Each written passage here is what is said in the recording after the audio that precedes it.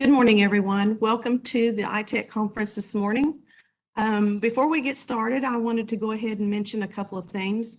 With WebEx events, the participants will not be able to unmute themselves, so we will be utilizing the chat box. If you're calling in, you will need to just email me a question and I can forward it on to Brad.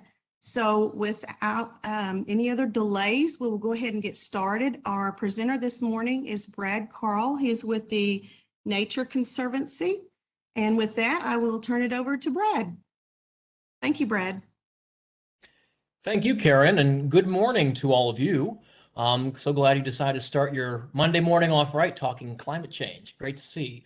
My name is Brad Carl. I'm the External Affairs and Climate Specialist with the Nature Conservancy of Oklahoma, and I was humbly invited by the Cherokee Nation to present to ITEC this morning to talk about some of our findings that we've been able to do over the last year or so, digging into a little bit more, talking about climate change. Before we hop too much into that, just a quick little background on me. I'm someone who's a former broadcast meteorologist myself of 10 years, a certified broadcast meteorologist. So climate and weather, that is kind of my bread and butter. And so in the last year and a half of my time with the Nature Conservancy, I've had a chance to really dig in and figure out what really resonates with talking about climate change in Oklahoma specifically, with the idea that we as an organization, the Nature Conservancy of Oklahoma, want to engage on this topic more. But in order for us to be able to do that, we really had to understand where people were coming from, what their thoughts were, what their concerns were, opportunities, challenges, all of that.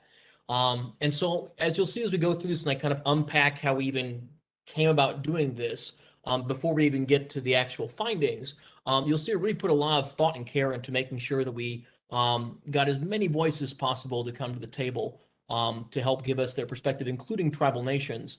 And so even though this data that you're going to see in these findings are very Oklahoma specific, I think as the Cherokee Nation also believes too, that this is also very useful data for many of you in the region where Oklahoma is a little bit different, but not that different than, say, other conservative or more rural areas, and how things resonate when it comes to this topic. So without any further ado, I'll go ahead and hop into my presentation here. Bear with me for just a second while I share my screen. Okay. And Karen, if you could confirm for me, are you seeing the correct screen or do I need to switch displays? You are correct. Correct. Okay, good. All right. So what we basically did over the last year and a half was try to find what really resonated, where things actually aligned, with the idea that we know climate change is tricky. We know it's prickly at times. We got that. We wanted to really unpack this issue a little bit more and say, okay, we get that we're not going to agree on everything, but what about the parts that we do agree on? Are there aspects that tribal nations and energy, companies and utilities and those in the ag sector and those in the broadcast, sector all kind of come together on saying, yeah, we're all behind there. We all see eye to eye on this. And so that was kind of the whole point of this project, which evolved, and we've really been able to pull together a lot of interesting findings from this, and it's opened all sorts of doors and a lot of different groups coming to us saying, we're curious to hear what you all have found out because everyone else is looking to engage on this too. But the whole point was to really find alignment on this topic. So in the interest of transparency with this too, why all do we do this? Why do we care about, engaging on this topic and doing it in this way in terms of using these listening sessions?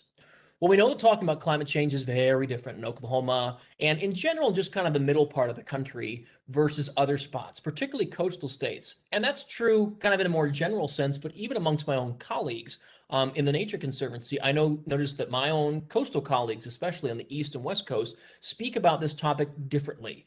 They use different language. They use different rhetoric about this. I'm originally from the West Coast myself, growing up in the Seattle area. And so I very much noticed the difference in the way this topic is talked about. And some ways can resonate well, other ways not so much. And so it was really important as we were trying to figure out, well, what's the best way for Oklahomans to address this and talk about this, that we really try to figure out what is kind of that secret sauce that is the way we can talk about this here that makes it effective. In order to understand what opportunities there may be for solutions, which we with the Nature Conservancy are very interested in, we need to understand where Oklahomans are on this issue first. And a quick little aside with the Nature Conservancy, we're one of the largest and oldest environmental nonprofits in the world. And so we've been at, in these discussions over, what is good environmental policy? How do we do good conservation work on the ground for a very long time? And in an important way also, we have preserves and stuff kind of all around everywhere. For any of you who have been to our Tallgrass Prairie Preserve up by Pawhuska in Oklahoma, or we have our Nickel Preserve that's very close to Tahlequah over in Cherokee County. Beautiful, beautiful spots, but we have people who work on the ground in those areas. So it's not just us in our ivory towers in Oklahoma City and Tulsa. We have people all over the state who are actually doing work on the ground. And so that also gives us a chance to talk to a lot of people who we otherwise wouldn't get a chance to talk with if we just operated in the urban areas. And then also as an important point too, we also feel we're uniquely positioned as a trusted, collaborative, and importantly, nonpartisan organization. We work across the spectrum politically, across the board, and that really makes us effective and also be able to bring a lot of people to the table to find alignment on this particularly challenging but important topic of climate change. So what about this were we really interested in kind of unpacking? Well, we want to kind of figure out, where do we actually agree on climate change? I said kind of trying to find that alignment. Everything from messaging to policies, priorities, and then what are all kind of the common threads to which all these groups, can come together on? That's kind of important. So here's a look at who all we spoke with over the course of about a year. We started these conversations back in about February of 2020. They're all hosted over Zoom, which is kind of convenient, the way it kind of lined up with this being over the pandemic, and then went all the way until about December of 2020. And you can see kind of looking around the wheel who all we spoke with. Everyone from those in tribal nations to Oklahoma state agencies, emergency management, broadcast meteorologists, renewable energy, oil and gas sector, faith groups, utility sectors, city and state government leaders, the ag sector, conservation, sustainability groups. We really, really did try to cast the net out as wide as possible with the idea that we're not going to get all 4 million plus Oklahomans. That's not realistic. But we can at least get a good sampling from a lot of very important and key groups to get an idea of how does this resonate? How can we best kind of approach this, tricky topic? And we, in all those various groups combined, had just under about 200 different individuals we sat down and spoke with for these hour-long conversations where we kind of unpacked the issue a little bit, talked about, challenges, opportunities. What are your thoughts on this? What are you hearing? How engaged are you already? And then I actually went through some Oklahoma-specific data, of which many tribal nations here in Oklahoma took part in that. Okay. So now actually getting to the meat and potatoes of this presentation, the actual finding. This is why you all are here. As we go through this, I know you won't be able to unmute yourself or anything, but if you do have questions, go ahead and put them in the chat. I've got my chat box open here too. And so as we go through this, I will do my best to answer questions as we go along. We'll also have time for questions at the very end. And if at some point we're just getting to a point where we got so many questions, we'll get to those at the very end. I kind of know how to time this out. So that being said, please put your questions in there as they come up. Okay, so let's start off with the findings from these climate listening sessions. We kind of put these into two different buckets, the first of which being opportunities. So the first opportunity that we really heard talking to a lot of these various different groups was this idea that, resiliency is a theme that groups can get behind. It feels very safe to engage on. No one's going to be ticked off if you start talking about resiliency, particularly when referencing agriculture. Of course, in Oklahoma, we have a very personal history with climate resiliency, though you might not think of it in that term. A little something called the Dust Bowl that happened back in the 1930s, where, mostly caused by poor farming practices at the time, which we didn't know until we started really digging in and researching it. But, that was kind of our own personal little climate disaster for areas around the Dust Bowl, which also extended into Kansas and the Texas Panhandle and stuff as well. But really kind of centered around the Oklahoma Panhandle and extended to other parts of Oklahoma as well. But talking about this issue, this is something that is not hypothetical. This is a very real thing of the yeah, we had an impact on things, and boy, the land turned on us, and it was really bad. So this idea of resiliency, of let's figure out how we can do things better. Let's make ourselves so that we're less vulnerable. Let's make ourselves so, we're going to be in a good shape for ourselves going forward, and being a little bit more proactive on things, so that whatever disaster comes, coming down the pipe, at least natural disaster wise, we're going to be, well prepared for that. And so when talking about this issue, that thing of resiliency is kind of baked into Oklahoma's DNA, because we've already dealt with it before. This does not feel like something foreign. This does not feel like something that was, cooked up by someone on, the coast. This is something right here that is very much part of what it means to be Oklahoma. You Oklahoman, you are resilient, and our farmers and our those in ag and who are producers overall and ranchers, they feel very resilient. And so when talking about this topic, particularly in the ag realm, this idea of let's really kind of invest in resiliency, let's be good about resiliency, feels very natural here. There is a concern, and also real quick 5-second rewind. All what we're going through right now, this is kind of the culmination. So it's like what I'm showing you here are things that between all these various groups, these are themes that came up repeatedly. I have more detail. I have a whole 35-page report that lists individual aspects from all these different groups. But what I'm showing to you here, at least going over the opportunities and the challenges that we'll go over here in a second, is really kind of the things that were coming up most frequently, that we're starting to see a theme, a trend. And that's what I kind of want to share with you, at least in this section. So there is a concern with these various groups over extreme weather impacts on our state and also beyond, but we're all very concerned about what's happening in our own backyards. I'd say a lot of that's very locally focused. When we're talking about extreme weather impacts, we're talking about things like longer lasting droughts, more frequent severe flooding, water availability. Water availability is really key. We are a drought state here in Oklahoma, punctuated by periods of heavy rain. That's the way this place works. But with climate change, we can expect that those periods of droughts and the intensity of those droughts can get longer, and that we will have more frequent severe flooding to deal with. So those are kind of the biggest fingerprints of climate change that we have to deal with here in Oklahoma, and there is concern about that.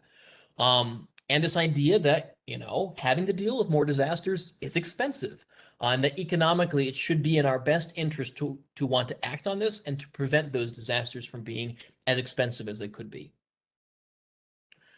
Focusing on solutions seems to be a better way to frame climate change versus doom and gloom.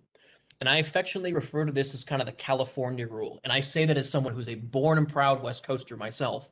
But when we're talking about climate change, this topic is so heavy sometimes, and there is a lot of doom and gloom out there. I think there certainly is a fear of, if we don't act on this quickly enough, what happens? And that is a rightful thought to have about this topic. However, what we heard from group after group after group is, man, I hear about this. It's heavy. It's really, really negative. Can you tell me what I can do about it? How can I help? How can I be part of the solution? And so the reason I call this the California rule is we hear a lot of times on the coast, there's just a lot of this more doom and gloom kind of framing. What I'm hearing from a lot of these Oklahoma-based groups is, tell me the solution. Paint that picture for me. Tell me how we get out of this. Tell me how we fix things, and we'll go to work. So that seems to be a better way to talk about this issue than framing on the look at all the bad stuff that could be coming, kind of down the pipe. There is a desire to know where to get good information on climate change impacts focused on Oklahoma specifically.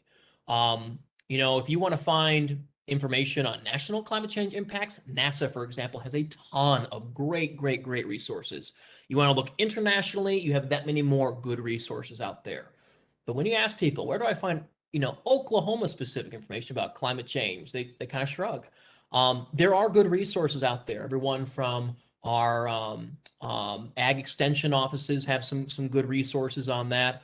One of the great ones that we started working with here is the South Central CASC, the Climate Adaptation Science Center, which is regionally, based, which I think serves all the various states that are also part of ITEC, kind of in Oklahoma, Arkansas, Louisiana, New Mexico, and Texas.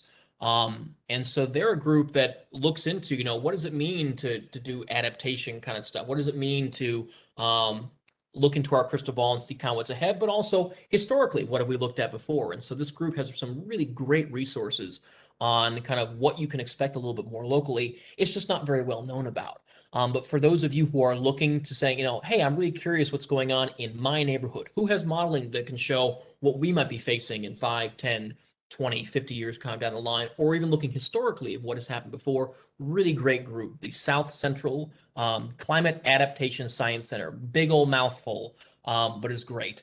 And we actually have a couple of tribal nations in Oklahoma that were founding members of that, the Chickasaw and the Choctaw nations. So there has been a lot of tribal investment with that as well, which has been great to see. But for those of you who are looking into that more, I'm sure I can help you point you in the right direction if you're looking to get in touch with them. But in general, with this bullet point of there is an interest in that. People are looking for where do they find good information. That is one good group. There are others out there as well, but it's just not as well known about. Other opportunities. Youth especially seem to be into the topic of sustainability and how they can keep our planet in good shape.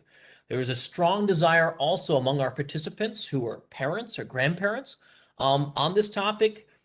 Yes, a little bit for themselves, but really a lot of them saying, man, I just want to make sure that the world is right and healthy for my kids and grandkids. I'm really invested in that. I want to make sure that they have the same opportunities to enjoy this wonderful world and all the wonderful resources and natural wonders in it as I have. Several of our, being Oklahoma, tribal nations are already very proactive on climate issues and have leadership receptive to doing more.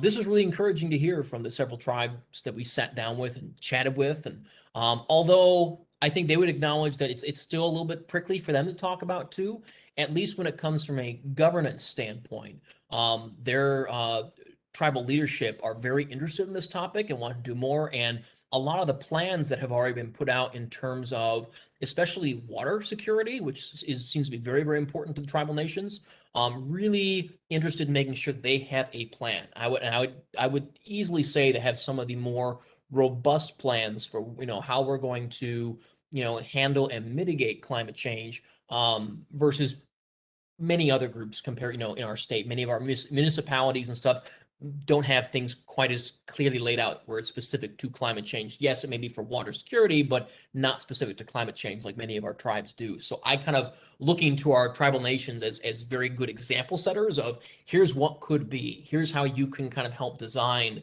a good policy based on what we can expect going forward.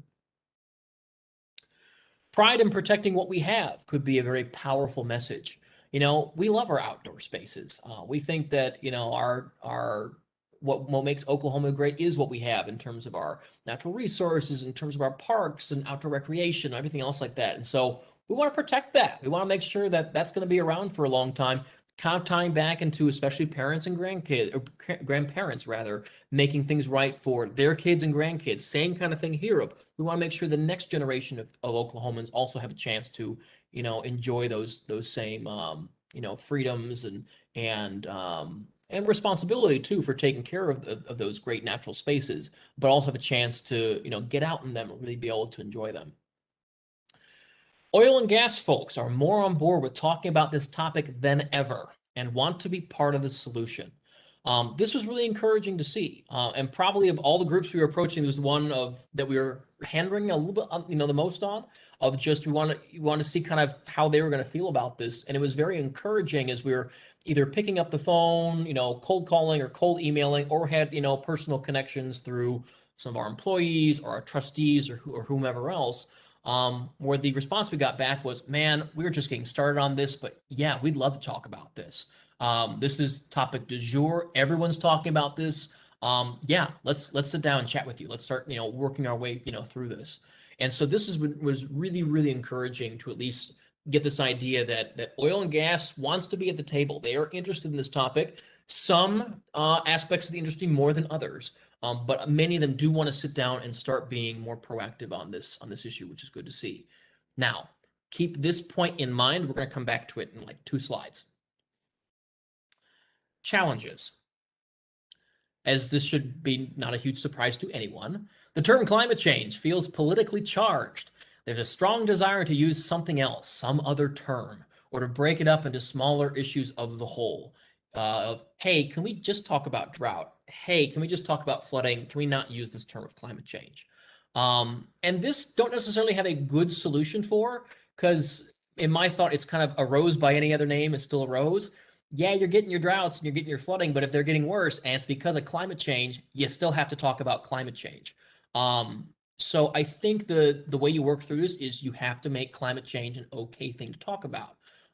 We've been finding more success with this lately, particularly on the right side of the political kind of aisle, where you're seeing more conservatives actually engaging on this topic. A good recent example of that, we had 3 of our congressional representatives in the House out of our 5 join the new Congressional Conservative Climate Caucus. So that these are conservatives who want to be engaged on climate change.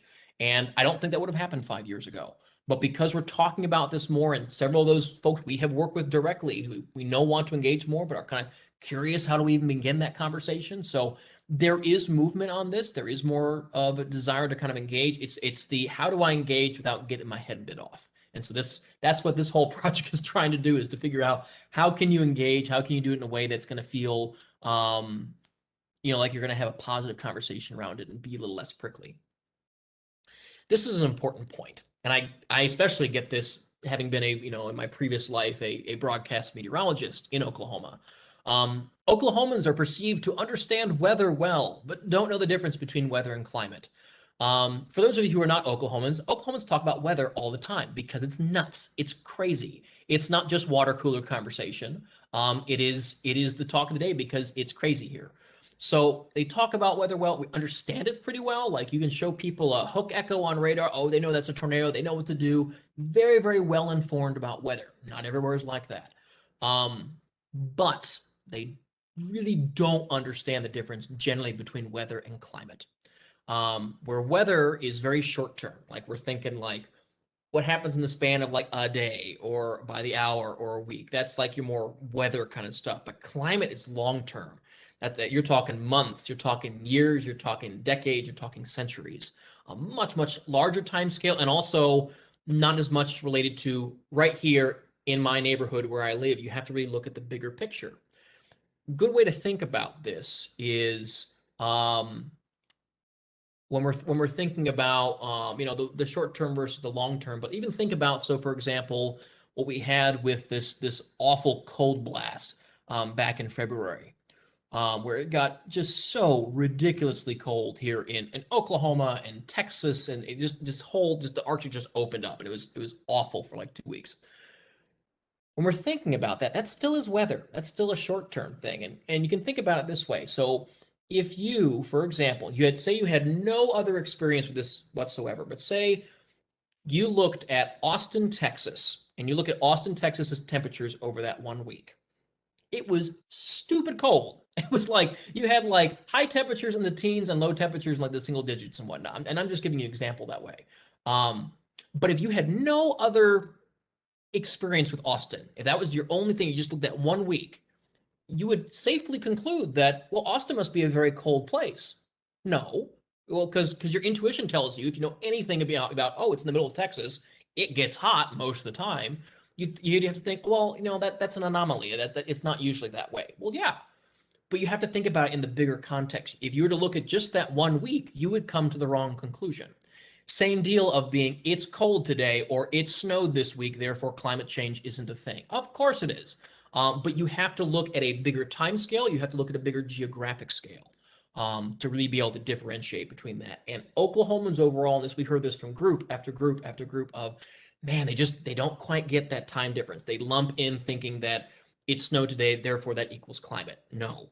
And so there is a need for education so that people understand the difference between the short term of weather and the long term of climate. Oklahomans also don't feel that climate change touches down in our state. It feels more like a coastal or an Arctic issue than something that will affect Okies. Where it's, well, yeah, we're dealing with sea level rise or hurricanes. Well, good thing I don't have beachfront property. Don't have to worry about that. Or, oh, aspects of, parts of the Arctic are, warming really quickly. Well, good for them. I don't live up there. Don't have to worry about it. Not necessarily the right mindset to be in, but everything in terms of how people perceive risk, in terms of how they perceive, what they need to act on. It's local. And so being able to make this big, huge, nebulous topic more local is really, really important. And so we know, the science tells us that we know we're going to be experiencing more prolonged severe droughts and more frequent heavy rain, and therefore, also severe flooding as a result of climate change. But that doesn't, the dots are not connected there. There's not an understanding. People think of, oh, climate change, rising sea levels, melting ice caps, but we don't have to deal with that here. And that's not the right thing. So any case, just saying that there is a disconnect there where Oklahomans feel this is a coastal state issue. This does not touch down in my own state. Belief of many in the religious communities that God will take care of us, won't let anything bad happen. It's not within our control. We heard this from a few different groups, or others who were maybe not in religious groups specifically that we talked to, but that were church attending, and very much felt that, to some extent, it's kind of out of our control. It's not up to us. This very fatalist kind of attitude of whatever's meant to be is meant to be. And so why do we even try to intervene? It's pointless. Someone else is at the wheel. We don't have to worry about that. And so that was kind of something interesting to pull away from this. This is just so big and so huge. People don't think that we have the power to change this, when in all reality, we very, very much do. But it's once again showing people those solutions of saying, yes, there are things we can do. Here's what we need you to do, is really important. Other challenges. Most groups want to do more on the topic of climate change when we talk to, but seem paralyzed with inaction due to perception of how wading into climate will be perceived by their audiences. So remember that point I told you 2 slides ago where I said oil and gas is more than willing to come to the table, more now than ever before? That's who all these groups were really scared of the, man, I love to engage, but I'm really, really worried about our big industry, energy, oil and gas in general. They're going to get mad at me, and therefore that's going to put funding at risk. That's going to put our popularity at risk, what have you. So that was perceived as a big problem. So on one hand, I have oil and gas telling me we want to be at the table. We want to discuss this. This is important to us. And on the other hand, I have other groups saying, well, I don't want to engage because they don't want, they're scared of, engaging, or it's going to make them mad. So there's a missing link here of many groups not being aware just how far and along oil and gas has come at this point, especially in like the last 2 or 3 years of saying we want to engage because we're seeing our economic drivers. We have to engage in this issue, otherwise we're going to be in trouble.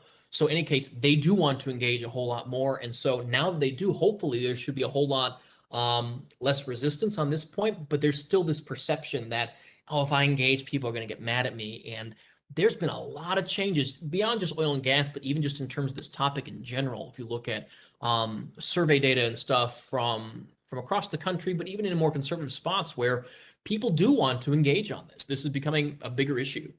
And so it's just a matter of showing people that there has been a sea change in opinion, and this is not as toxic as you think it is.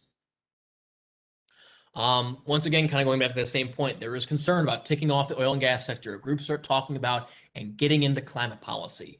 And so if we can just kind of show, hey, they're coming along, they want to discuss this, they want to be involved, they want to be at the table, hopefully this starts to kind of melt away at least some of those concerns. It feels like what we do here in Oklahoma and the US isn't very relevant if countries like China and India aren't on board with reducing their emissions too. With the idea that, why are we putting in all this work and changing all this stuff if, we're not even the problem child? China is at this point the biggest polluter overall in terms of greenhouse gas emissions. However, the US is the largest per capita in terms of per person, how much we're putting out individually is higher than what China has, and China has a lot more people. But there is kind of this idea of, well, why are we, doing this if the other big, power players aren't at the table? The thing is, they are. They're engaging on a lot of renewable energy. They're engaging on some. They still have a lot of work to do. Don't get me wrong. But we also have to acknowledge, too, in my opinion, that the U.S. is also number 2. And up until about the 1980s, we were far, far, far in the lead in terms of actual emissions. We were for a very, very long time. It's only been more recently that China has surpassed us in terms of emissions. But there's still kind of this idea of, why are we going through this disruption if others aren't willing to do their fair share? And we should be encouraging them. But at the same time, we're also one of the big players too. And people and other nations are looking to us to lead. Many, especially politicians, seem unaware that many oil and gas companies are embracing climate policy adjustments and are engaged on potential solutions. We see this as one of our best opportunities to engage right now because we know that in the public sphere, there has been a shift in this. We know talking to a lot of groups, a lot more groups are interested in engaging.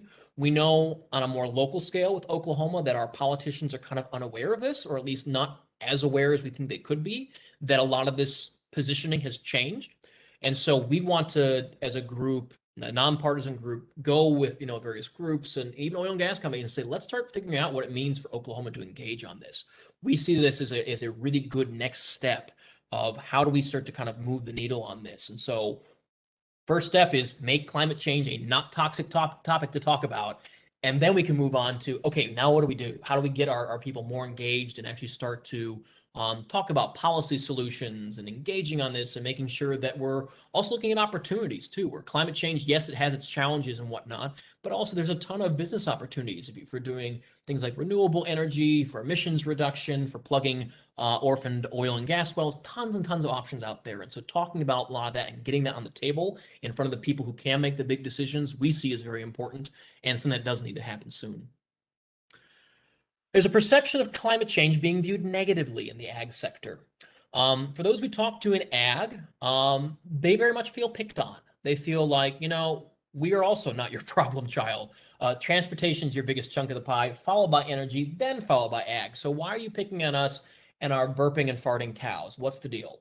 And what I kind of perceive from this is they've been kind of picked on, saying, why aren't you doing more? But without telling them, well, here's what you can do. There are some good policy solutions coming out, doing things like carbon sequestration, doing things even like changing the type of feed that you're giving to cattle and whatnot that would actually reduce emissions quite a bit. There's been some really cool research around introducing seaweed into the diets of cattle that actually would significantly help reduce some of those methane emissions from cattle, which is really cool.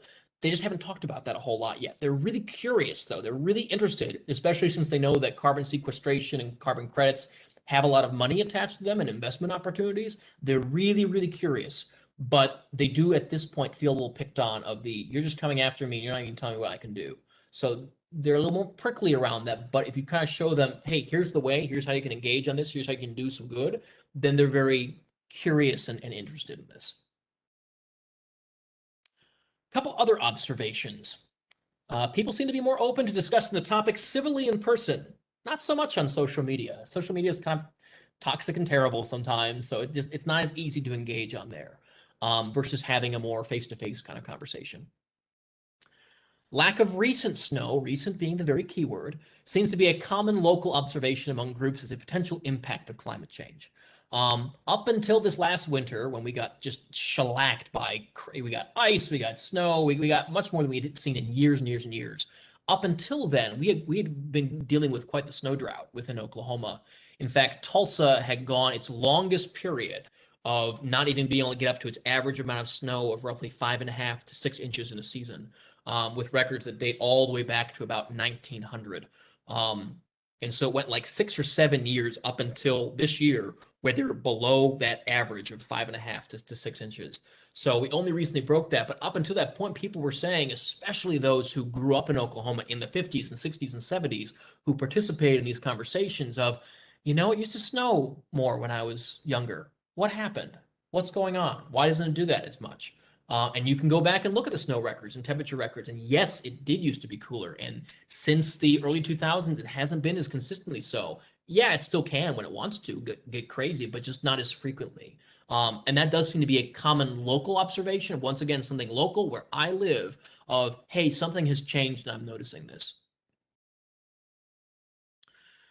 So we also, with the Nature Conservancy, we have trustees who kind of participate in all of our various chapters. And we got a group together of them, particularly those who work in the energy sector and particularly oil and gas, to talk about what are some of their thoughts on engaging more on climate? What do they see opportunities and challenges and all that? And so we had a meeting just before COVID hit in February of 2020 where we got to really sit down and dig into all of this. And this is some of the findings from that.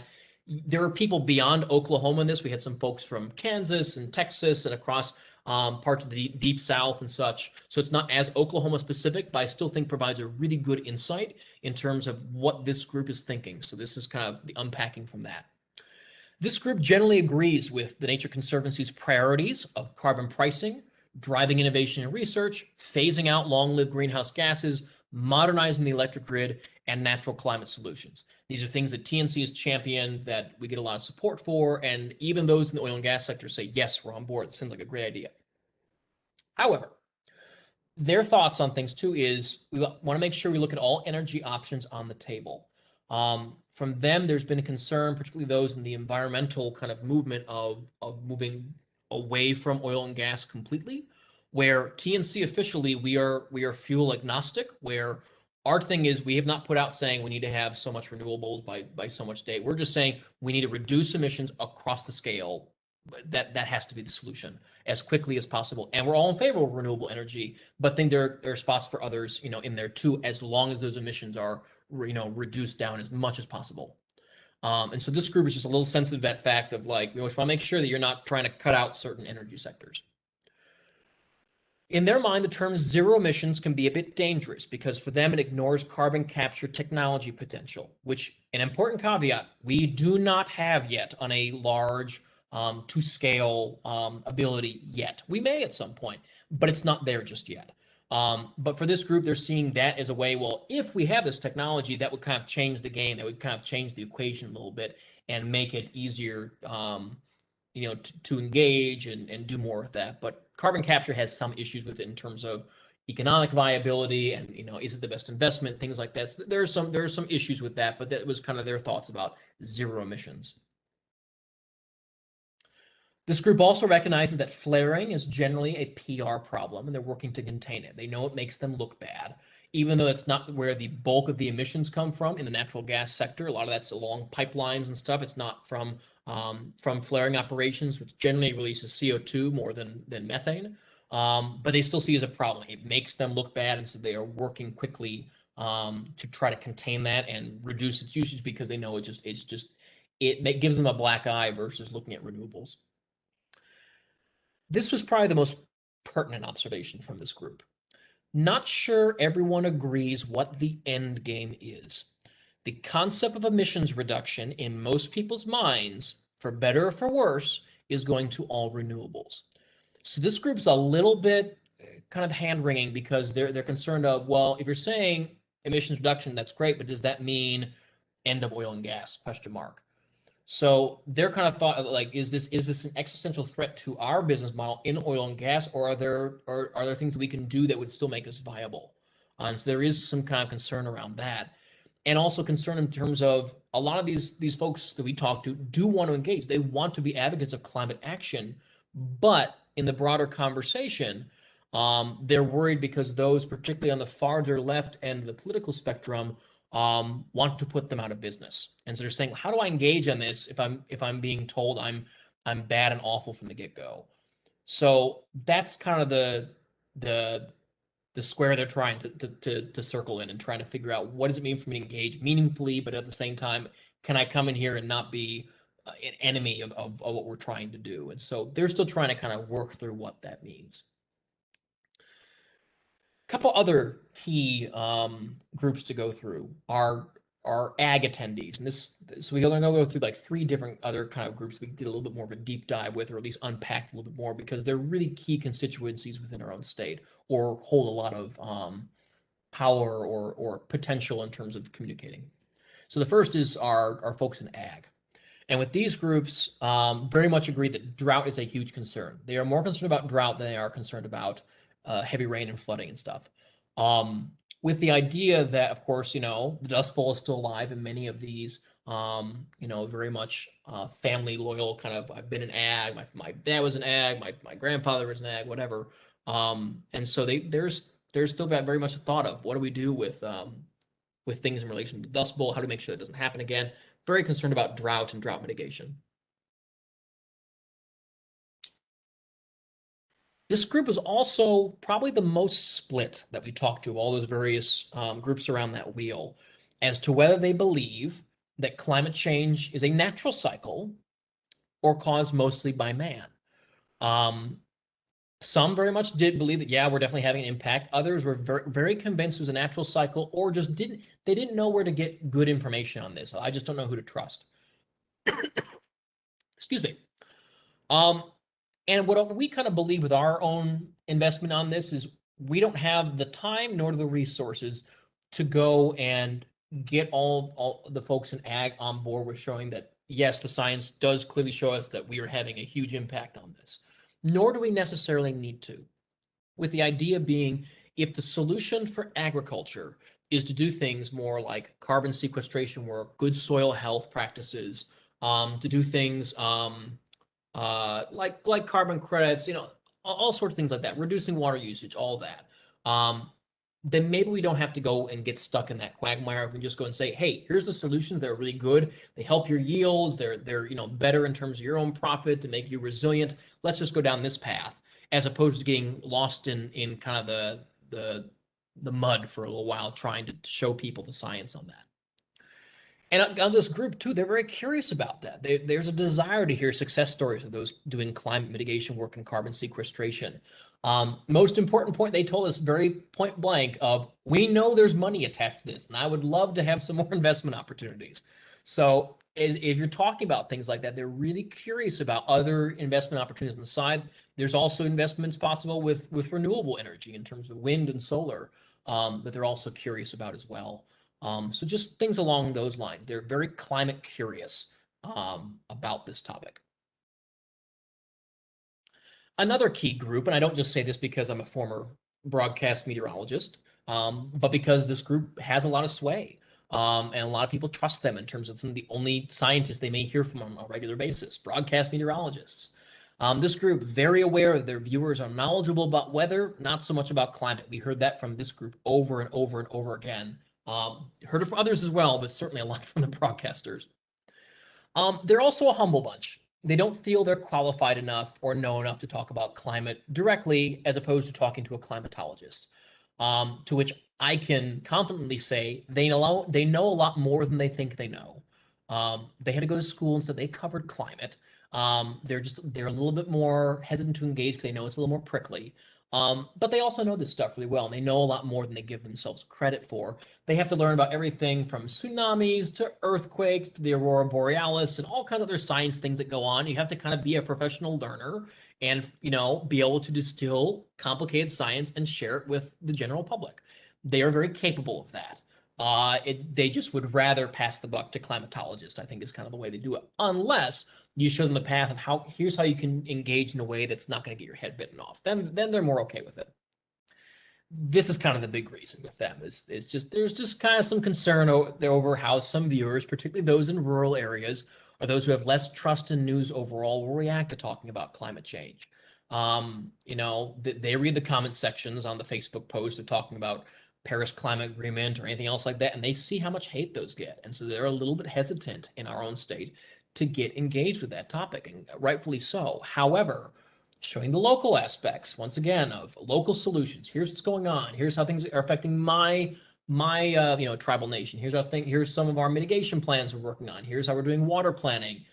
Here's how climate change is affecting my crops. Things like that. Very, very, very doable.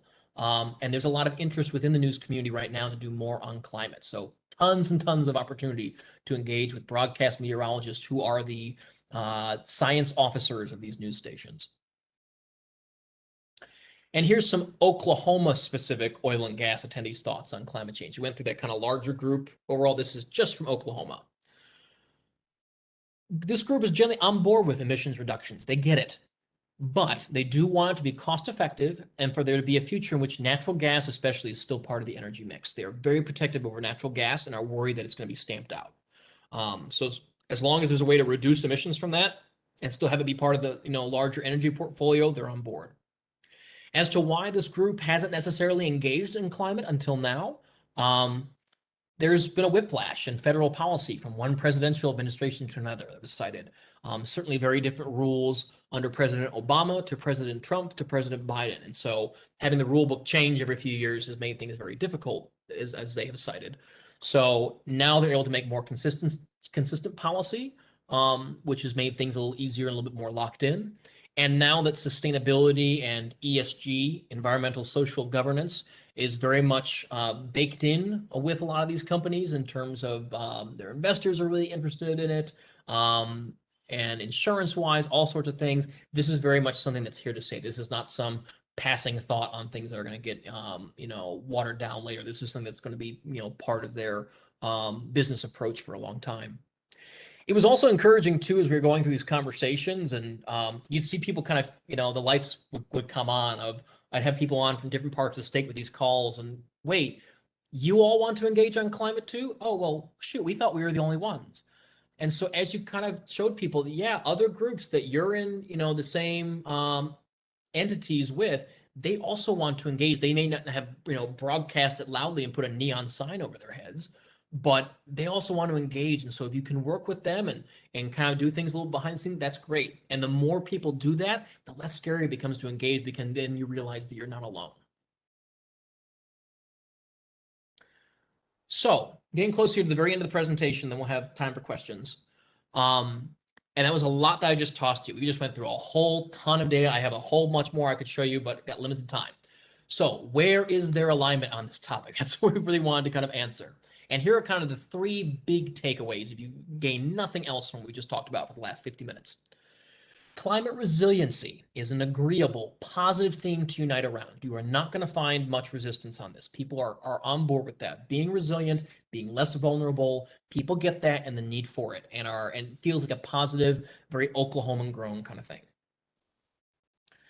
There is a concern about extreme weather events within our state, but many Oklahomans are not sure how those are tied to climate change.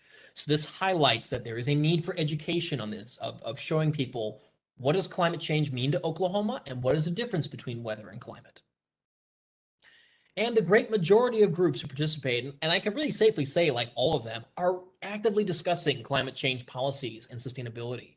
They are really engaged in this. They want to figure out what they can do to be better engaged on this topic. And so people are talking about it, and that's the first step. Talk about this issue more. The more you talk about it, the less tricky and less prickly it's going to be. So what are our kind of next steps from here, just to be totally transparent? Well, we've been sharing this presentation as well as our kind of the second half, which is our How to Talk Climate session, which goes a little bit into, well, how do we actually even bring up this topic and what makes it difficult to talk about and whatnot, with our other listening session partners and elected officials. I will say real quick, if you are interested in seeing the second half of this presentation, I would be more than happy to set up a separate session to do that. We'd need about 40 minutes or so to go through that. I think it'd be very valuable if you're looking to, how do we talk about this issue more? We are putting some localized, useful Oklahoma climate info into a handout to give to partners and staff, so they have a little more of some kind of cheat sheet, or at least something to go off of. How do we kind of better engage in this? What are things we should kind of know? And then we, with our own chapter, are getting ready to launch our Let's Talk Climate campaign this fall, which is mostly just going to be talking about climate. Not so much of, hey, here's what we got to do. It's just, let's talk about this issue. Let's talk about why it's an issue, how this affects Oklahomans, how it affects businesses, how businesses can get engaged, all of that. And we're going to be launching that come September or October. And that's what I have for you as far as this presentation goes. So I hope that you found that insightful and interesting. I would love to kind of open the floor up to questions. Maybe you would like to toss anything into the chat.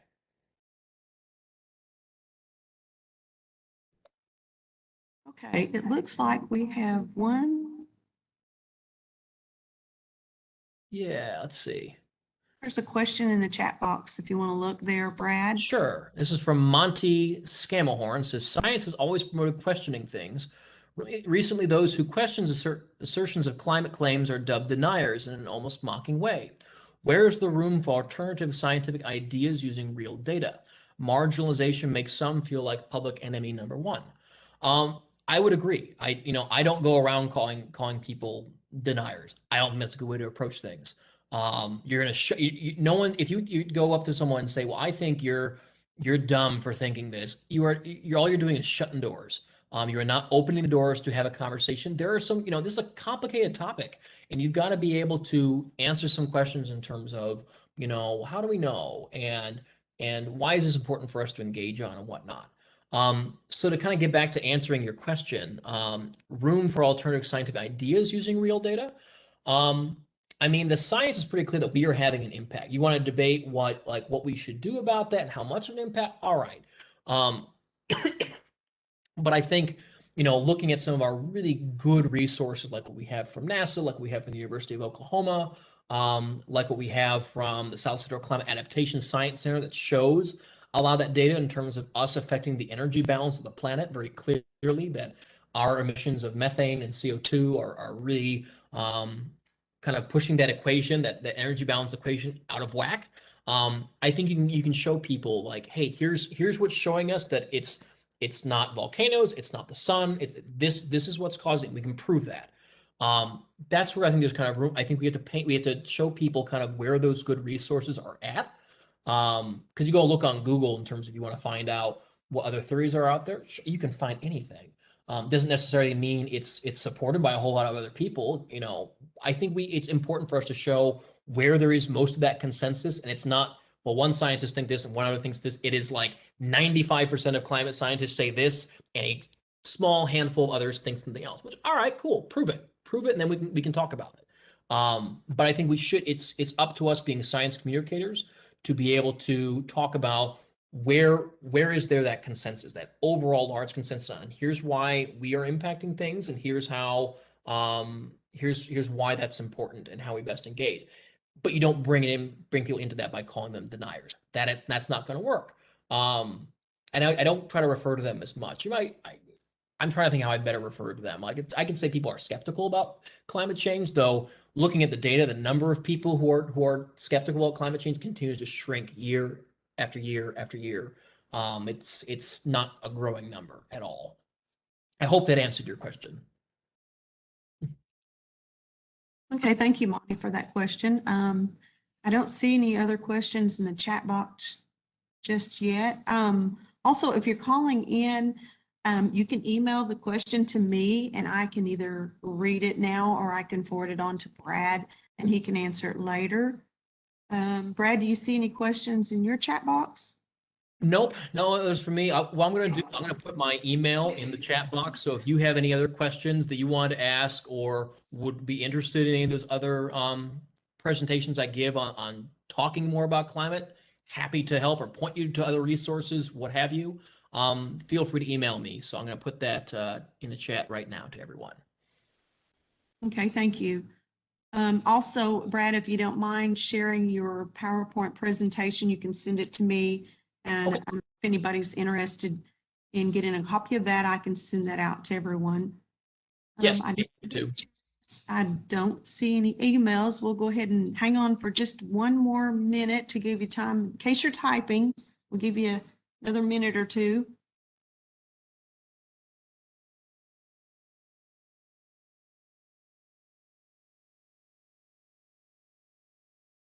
Brad, did you put your email address in the chat box? Yeah, it says from Brad Carl to all attendees, feel free to email me. I meant at, not to, brad.carl@tnc.org.